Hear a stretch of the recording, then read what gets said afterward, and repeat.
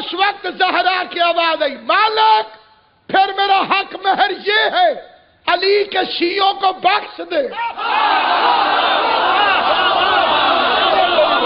سلامت رہو آباد، میرا حق مہر یہ،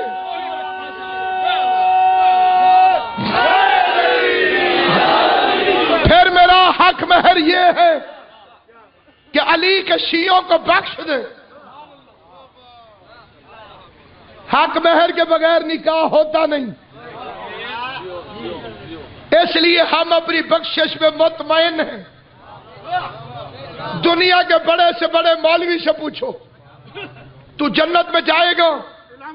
حق مہر بھی معجل تھا، اسی میں لگے سید دادے نے خوب سنا فکرہ کا۔ حق مہر دو طرح کا ہوتا ہے، ایک معجل ایک غیر معجل۔ ایک ہوتا ہے بعد میں دے دیا جائے گا دلہن دادی، اللہ نے کہا میں کوئی مجبور ہوں، میں ہوں مختار، میں ہوں مختار۔ بس اسی پہ تو مقصر چیختے ہیں کہ جی شیعہ کہتے جی ہم ضرور جنت میں جائیں گے، ہم ضرور جنت میں جائیں گے۔ یہ کیسے جاؤ گے، کیسے جاؤ گے؟ یہ کہتے ہم ضرور جنت میں جائیں گے۔ قرآن کی قسم یہ شیعوں نے نہیں کہا کہ ہم جنت میں جائیں گے۔ دعویٰ کرنے والے کی طاقت بتاتی ہے کہ دلیل سچی ہے کہ جھوٹی۔